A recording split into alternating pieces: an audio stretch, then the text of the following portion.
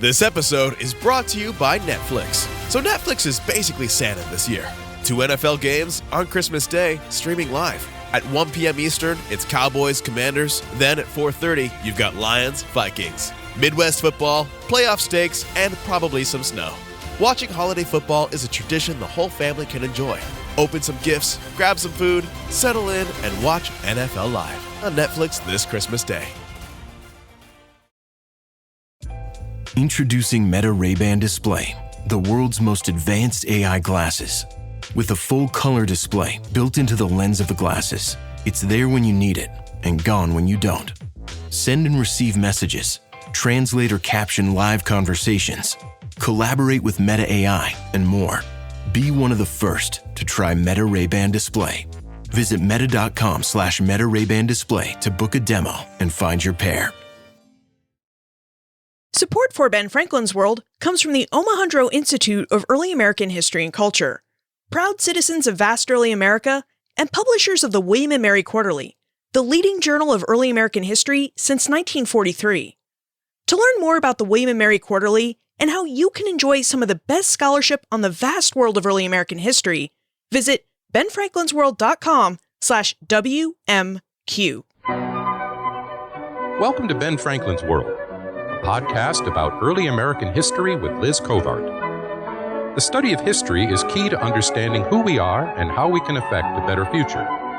Ben Franklin's World will introduce you to historical people and events that have impacted and shaped our present-day world. And now, here's your host, Liz Covart.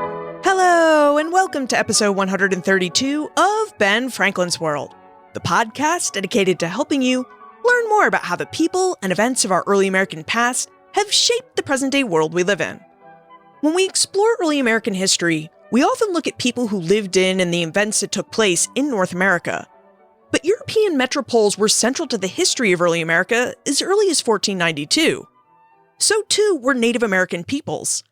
So today, we're going to explore early American history through a slightly different lens. We're going to look at interactions between Native Americans and the people of London. Because you see, interactions between Native Americans and Europeans didn't just take place in North America. They took place in London, too. Carl Thrush, an associate professor of history at the University of British Columbia, Vancouver, and author of Indigenous London, Native Travelers at the Heart of the Empire, will serve as our guide for this exploration. And during this exploration, Carl reveals when and why Native Americans started to visit London, how Londoners expected Native Americans to act, and what Native Americans thought of London and Londoners, and how Carl went about uncovering and recovering the voices of early American travelers to London. I think this is going to be a great adventure, so are you ready to voyage back in time and across the Atlantic? Let's go meet our guest historian. With tidings and wisdom to share about our early American past, here is this week's special guest. Our guest is an associate professor of history at the University of British Columbia, Vancouver. He's an expert in Indigenous history, and today he joins us to discuss details from his most recent book, Indigenous London, Native Travelers at the Heart of the Empire. Welcome to Ben Franklin's World, Carl Thrush. Yeah, thank you. Thanks for having me. And we're glad you could join us, Carl, because your historical research offers such a fascinating viewpoint. When we think about Native American and European interactions, we tend to think of them as only taking place in North America. However, as Carl points out in his book, Indigenous London, there were many interactions that took place between Native Americans and Europeans in Europe. So, Carl, would you tell us when and why Native Americans started visiting London? Well, the quick answer to that is earlier than you'd expect and for more reasons than you'd imagine.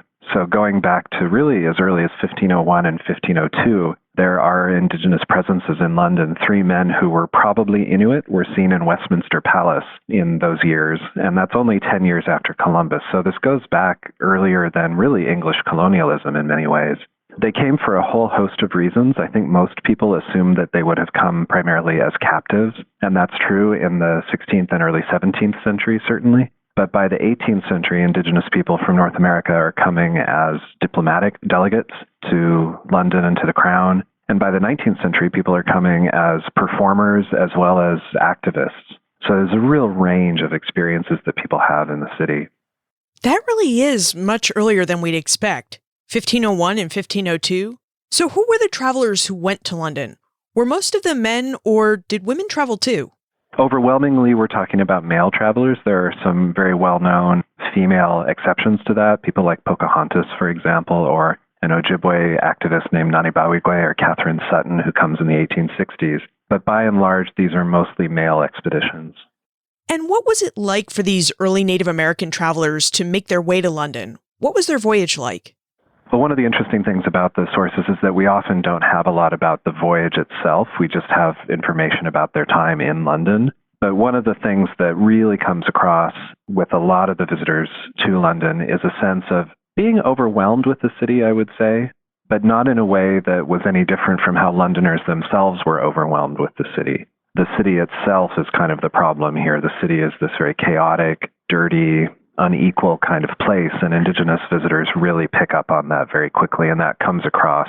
And I guess one of the things I really tried to highlight in the book is this idea of linked worlds, the idea of Indigenous worlds incorporating London and London incorporating Indigenous worlds at the same time. So I really talk a lot about the kind of mixing and hybridity of these spaces that Indigenous people are moving through. Now, in Indigenous London, you talk about 3 Native Americans who made some of the earliest voyages to London. And since you mentioned the fact that many Native peoples were overwhelmed by London, could you tell us more specifically what Manteo, Wanchese, and Pocahontas thought of London, and what roles Londoners expected them to play in London society? So Manteo and Wanchese are both Roanoke men who were brought to London in the 1580s, and then Pocahontas came as part of a delegation in 1616. And we don't have a lot of information about them. There's a little bit more about Pocahontas, of course. But even in terms of her perceptions of the city, we have very little information about that at all. But in many cases, a lot of the Indigenous people who were brought to London or who came to London, there was an expectation that they would become kind of helpmates to empire, that they would serve as translators, that they would serve as public relations objects for the Virginia Company, for example, and would help with kind of military and diplomatic relations in their home territories. In some cases that happened. For example, Manteo, the Roanoke, he became kind of a translator and facilitator for the English. Wanchese, he became more of a resistor to the colonists from the sources that we have, and may have even been responsible for the loss of the Roanoke colony, or at least involved in that loss. And so there's a real diversity of outcomes in terms of what people did when they went back, as well as their perceptions of the city itself. Although, like I said, with these really early voyages, it's really hard to know what people thought of the city just because the sources are so fragmentary. It seems like the historical sources can't really tell us a lot about what early Native American travelers thought of London. But it does seem like they can tell us that going to London afforded these early travelers a chance to make their mark on history, especially if Wanchese, as you say, contributed to the loss of the Roanoke colony. Yeah, they did. And then they also leave marks in other interesting ways. So, for example, a document that I worked with is a spelling system, an orthography that was created for the Roanoke language by a man named Thomas Harriot. But it was actually co-authored. It was created by Manteo and Wanchese as well, and perhaps a third man named Tawaye. And there at the bottom of the orthography in this document that's at the Westminster School in London, there's a signature that says, King Manteo did this. And so here he's left literally his mark on this document, and it's the earliest example of alphabetic literacy north of Mexico. So this is really early stuff with Indigenous people really engaging with systems of knowledge production and so on in places like London. Now, how did Londoners receive their Native American guests? Were they surprised by them? Did they treat them with respect due to emissaries from North America? How did they treat the Native Americans who visited them? Again, the answer is diversity. Overwhelmingly, the accounts of Indigenous visitors to London talk about massive crowds of people just following them around and trying to even break into their lodgings to look at them. And the sense of British fascination with the new and the novel and so on. A lot of fascination with both the idea of the noble savage as well as just plain savage. And so sometimes you see incredibly racist poems and songs written about visitors. Other times, though, people who are brought are seen very much as nobility. Sometimes the Indigenous women who travel are compared favorably to British women because they're seen as more chaste and more upright and sort of proper than London women. So there's a real diversity of experience. But the key, I think, for me is that these people were not hidden at all. This is not a hidden history. These people were highly visible in their day. You mentioned the idea of the noble savage, and I wonder if you would tell us more about it, because it often appears in literature about Native Americans. So, what is the idea of the noble savage, and to what effect was it used? Well, the noble savage is the idea that somehow Indigenous peoples have more freedoms and are perhaps more sort of healthy and more in tune with nature in a way that is positive and so on. And it's very flat in many ways, even though it's often a positive stereotype. It's a very flat one. And one of the key things for me thinking critically about the noble savage idea is that often noble savage imagery is discussed as though Indigenous peoples don't really have any laws. They aren't encumbered by any sort of laws or by civilization and so on. And what that does is it really erases things like Indigenous legal traditions, Indigenous concepts of stewardship of land and all that. It sort of turns them into just these noble wanderers in the landscape. But it's very, very powerful, I would say, for European audiences. And often what it really is, though, is not very much about Indigenous people. It's really about Europeans. It's Europeans using Indigenous people as a mirror to look at themselves. And you really see that in these journeys to London. You see London audiences really talking as much about themselves as about Indigenous people. And one of the things I really wanted to do with the book was try to push back against the kind of symbolic Indian, sort of the doomed noble savage or the vicious savage and so on, and talk about actual real Indigenous lived experience in the city. Now, since we're talking about the ideas of the noble savage and the symbolic Indian, Jenny would like to know how Native Americans experienced and interacted with long-distance travel. Specifically, she'd like to know whether Native Americans ever intentionally played into European expectations of them, such as the idea of the noble savage. And she'd also like to know whether Native Americans were able to create their own reputations so far from home. Yeah, absolutely. A great example of that is a man called Tyndonegea, or Joseph Brant, who made 2 trips to London in the late 18th century. And there's a great story of him being at a masked ball in London one evening, and the Turkish ambassador comes up to him and tries to remove his mask, but it's not a mask, it's his face, which is painted in the traditional way. And of course, this is seen as a major affront, and Brant raises his tomahawk and lets out what is described as a war whoop, and the whole party stops. Everyone just sort of stops in their tracks, and then he just starts laughing. So it's clear he's playing up ideas about savagery and noble savagery and so on. And while he's in London, he is, becoming a Freemason. He's engaged in archival research about his own people's history. He's definitely part of the Enlightenment. So he's absolutely engaged with these big threads of intellectual history and intellectual culture going on in London. But he's also actively playing with people's expectations of him.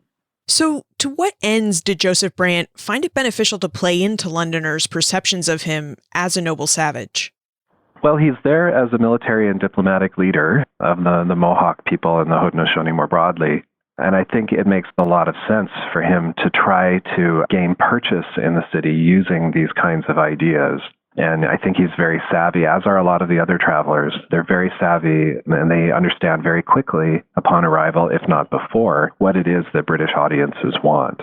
And so they're able to do that, whether that's someone like Samson Occam, who's a Mohegan missionary who comes in the 1760s, and he's raising money for the institution that would eventually become Dartmouth. He knows exactly what his audiences want to see. They're very, very savvy performers and politicians.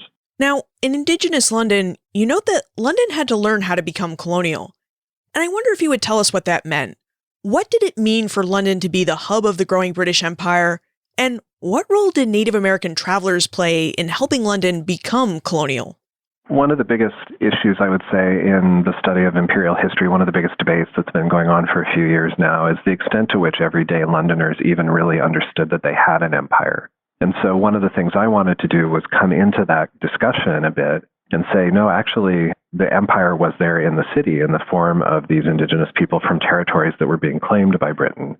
And this continues throughout the book, really, into the 19th century, for example, when you have Indigenous athletes being brought to the city, so Aboriginal Australian cricket players or Maori rugby players and so on, and they're actually literally competing against British bodies in spaces attended by thousands and thousands and thousands of people. And so the questions about the empire and about masculinity and power and all that kind of thing are being played out on the ground with Indigenous people in the heart of the city. And so my opinion on the matter is that British people were very aware that they had an empire in these moments where they're engaging with Indigenous visitors. And that's what I mean when I say London had to learn to be colonial and that Indigenous people were at the center of that learning process. Many people view colonialism as a bad practice.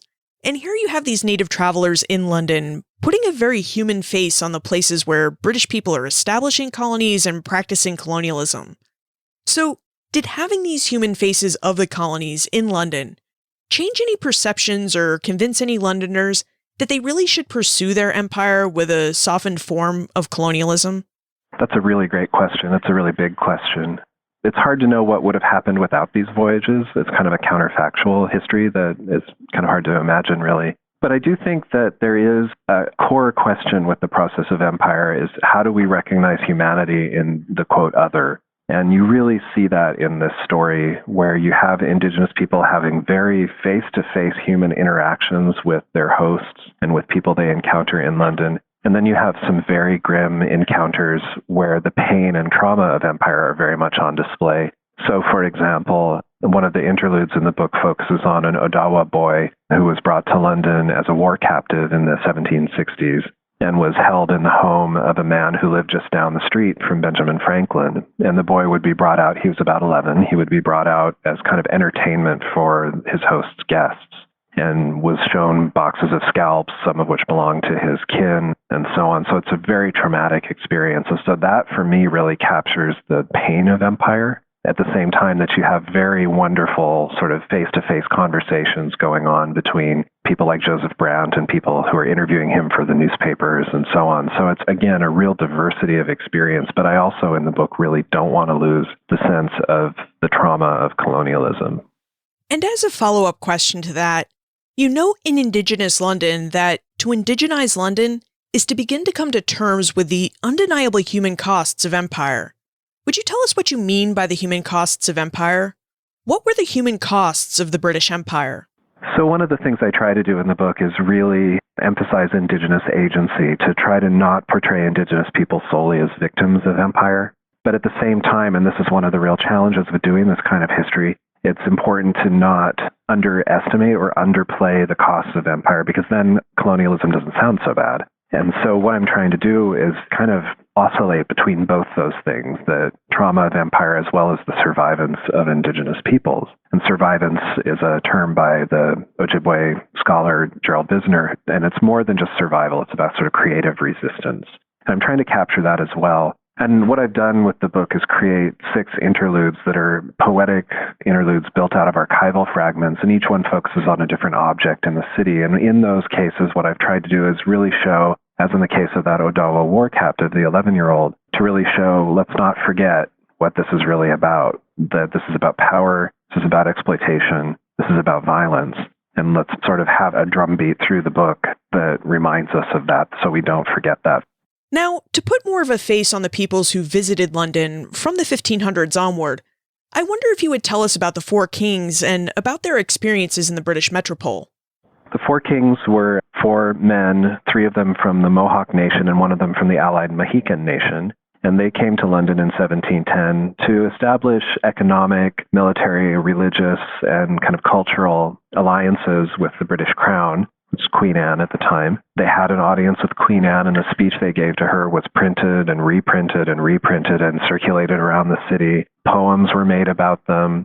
People passed around images of them around the city and so on. They were huge celebrities. And they were taken to, the theater, for example, and the audience kind of riots because they don't want to see the production. They want to see these men, and so chairs are put on the stage so the audience can watch them watching the play, for example. So there's this whole kind of culture of looking, and I really try to capture the idea of Indigenous people looking back as well. And they're taken to virtually all the sites in the city that existed in 1710. They're taken to the Tower of London, they're taken to St. Paul's Cathedral, they're taken to the pleasure gardens, and so on. So they're really at the center of British power in many ways. But there's a moment in which we can see how British attitudes about Indigenous people really come through. 2 years after they leave, in 1712, there's an outbreak of gang violence in the Covent Garden neighborhood of London. And one of the gangs that's most feared and that is most talked about calls themselves the Mohawks. And so you can get the sense of British ideas about so-called savagery and so on that's really being inflected by these visitations from Indigenous nations. We seem to have 2 ideas at play here. One is how English people perceive Native American people, and the second is how English people grappled with trying to form perceptions about Native American people. And since we've talked about the first, I wonder if you would help us explore the second idea. Would you give us a couple of examples of the type of art that Britons used to interact with Native people and their ideas about Native people?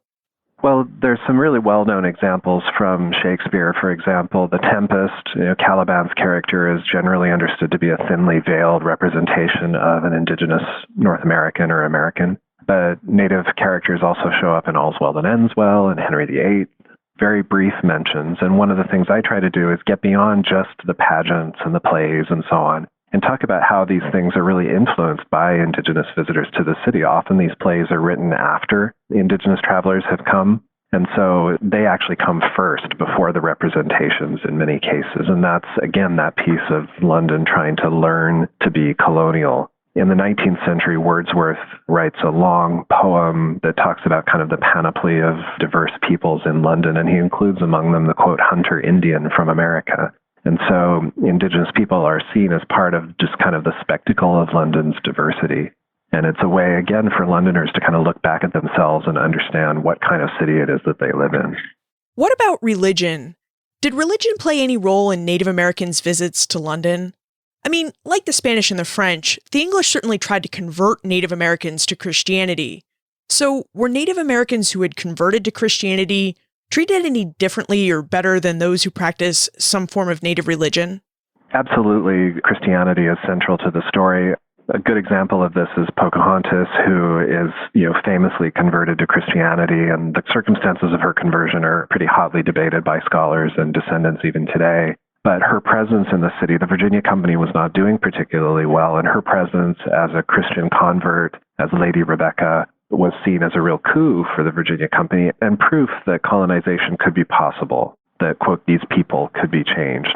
And then again, in Samson Occam's case, the Mohegan minister's case in the 1760s, people are absolutely fascinated with this very erudite, powerful speaker, man who knows how to do politics and knows how to do legal activism and so on. People are quite taken with him in a sense that this man is as adept at doing these sorts of things as any of our people, and in fact may actually be better at it. He may be a better minister because of his experience as a native person and as a convert than some of our kind of lapsed Christians here in London.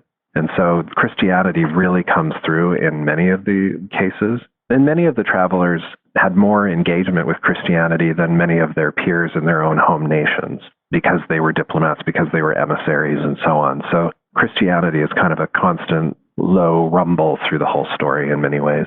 Now, just as the British Empire expanded, so too did London. Cull, would you tell us what Joseph Brant and Samson Occam made of London? And how what they saw and experienced in the city shape the ways they viewed the British Empire at the time of the American Revolution? Well, one of the things I try to talk about in a chapter that involves both Occam and Brant is this idea of the city of reason, that this is the city of the Enlightenment in the late 18th century, and you can see it in the architecture, this kind of rationalism and so on. But then I push back and say, but actually the city was completely chaotic and irrational in many ways as well. And many Indigenous visitors, including Occam and Brant, sort of capture that in their accounts and in the accounts we have of their perceptions. In Occam's case, we have his own journal diaries, and he talks about confusion. He uses that language a lot. And confusion doesn't mean that he's confused and can't understand the city. Confusion for him is a moral state. And he's particularly shocked at the kinds of inequality that he sees in the city, the disparity between the wealthy and the poor. And this is when we do have the attitudes or the perceptions of Indigenous visitors present in the archive. That's a really common theme, that people are quite horrified at the amount of inequality that they see in the city. Another theme that comes through is that Indigenous visitors are quite shocked at the ecology of the city, or very curious about the ecology of the city. How do these people feed themselves? Nobody here can hunt. And that's actually a pretty salient issue throughout London's history, is how is it going to feed itself as it grows and grows and grows.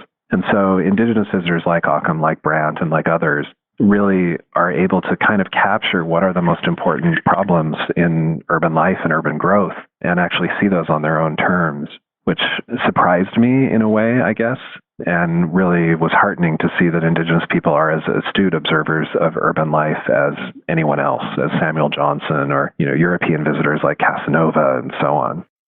Many Europeans went to North America with the idea that they were going to settle there and establish colonies. And in many cases, establishing colonies meant pushing Native Americans from their lands. So I wonder, Did Native Americans ever travel to London with similar ideas? Did they go there with the idea that they might stay and establish their own community or colony? To a large extent, no. It's not like you go to Whitechapel today and that's where you get, the best Cherokee food in the world. There aren't these kinds of indigenous enclaves in the city. And there are a lot of reasons for that. I think it has to do with people's connections to their homelands, the marginalization that people experience in the settler colonial states like the U.S. There are a whole host of reasons, I think, for why there aren't those diasporic communities in London. There is one exception to that, though, that today there are several hundred Maori people from New Zealand who live in London and have a really strong sense of community. They call themselves Ngāti which means the tribe of London. And so there is a significant Maori community there today. But there are lots of Indigenous travelers who move through, even in the present, artists, performers, activists, and so on, who come through the city and often are connecting with these deeper histories of Indigenous travelers who came in centuries past. Why do you think it's important for us to recover the stories of Native travelers to London? I mean, what do their visits really reveal about early American history and about the early days of the British Empire? Well, when we think about the nature of empire, there's sort of a triangle that we tend to talk about. The triangle of the metropole, meaning a place like London, the sort of the settler, and then the, quote, native. And scholars, I would say, have really successfully looked at the relationship between settlers and the metropole and between settlers and native people, but very few people have looked at the relationship between native people and the metropole and the center of empire. That's an area of scholarship that's still just starting to open up with books like Jace Weaver's The Red Atlantic, for example. And so people are just now starting to ask this question about what about Indigenous peoples outside of traditional territories, Indigenous travelers, Indigenous cosmopolitans, Indigenous whalers, and so on, who are traveling the networks of this growing Atlantic world. What about them? How might that shift our story a little bit? And one of the things that is, I think, really important in that process is that it moves Indigenous people out of kind of a static past, and it moves them into the colonial present in ways that I think are really important. This semester, I'm teaching a colonial U.S. history course, and it's really typical, I think, in the way those courses are set up, that Indigenous people appear early in the course, and then they kind of disappear as the course develops toward the American Revolution. And what I've tried to do is really flip that around. And I think this book does something kind of similar to that in the sense that Indigenous people never disappear in this book. There's such a powerful narrative of Indigenous disappearance and extinction that we always have to work against in this field. And this book is really an attempt to do that in one of the most extreme situations, and that is being in the center of empire. Speaking of flipping things around, what do you think descendant communities of early Native travelers think about the voyages and experiences of their ancestors? Well, a lot of descendant communities do think about these travelers and do see them as ancestors.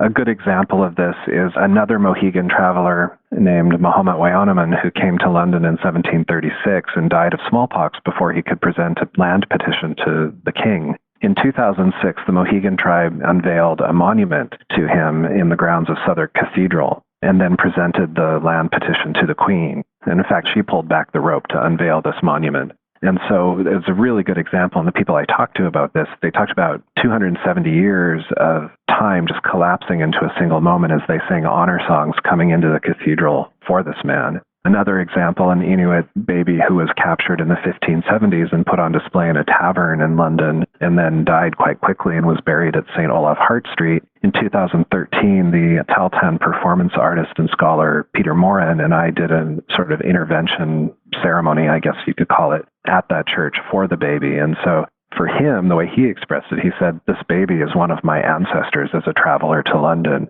And that's a really common pattern that I hear, that people see these people as kind of their ancestors. This summer, I also took a class to London. It was called In Search of Indigenous London, and I brought 8 students to the city for 2 weeks, and most of the students were Indigenous. And for them, they also saw themselves then as part of this longer history of Indigenous travel to the city as we engaged with the places these people had been and went to Pocahontas' gravesite and looked at documents from the Four Kings and so on. They really saw themselves as part of a longer genealogy. You just mentioned documents left by the Four Kings, and yet we don't tend to think of Native Americans as leaving behind written historical records. So would you tell us how you went about uncovering and recovering the stories of the early Indigenous peoples who voyaged to London? One of the most challenging things with this project is, as it suggests in your question, is trying to find first-person accounts of Indigenous travelers. And the first one of those that we see is, again, Samson Occam in the 1760s, where we have his own journals of his time there. Prior to that, and sometimes after that as well, it's a matter of kind of reading between the lines of a lot of ventriloquism, of words put into the mouths of Indigenous people, and just trying to be honest about that in my writing, to say, well, this seems to be what they thought of what they were doing. Sometimes we do have accounts of people talking about after they return home about what they thought about London, and then seeking also to parlay that experience in London into additional kind of social and political capital when they get home. Really good example of that is the Cherokee leader Adgal Gullah, who comes to London in the 1730s and then uses that to kind of increase his clout back home when he returns. But in general, it is a real challenge to get at first-person voices. And so it's a matter of reading between the lines, but we can see lots of clues. So, for example, the agreements that the four kings signed when they were in London in 1710 include at the bottom, they don't include signatures in English, they include their clan totems. So 2 wolves, a bear, and a turtle. And that really, to me, speaks to there are Indigenous political systems, ideas, and so on that are being brought into London, and London is being kind of incorporated into these worldviews. So it's a really challenging process to do this writing, but it involves a lot of creativity and also listening to Indigenous scholars who are talking about these systems of belief and political systems and so on, and building off of their work to try to inflect the story. Let's move into the time warp. This is a fun segment of the show where we ask you a hypothetical history question about what might have happened if something had occurred differently or if someone had acted differently.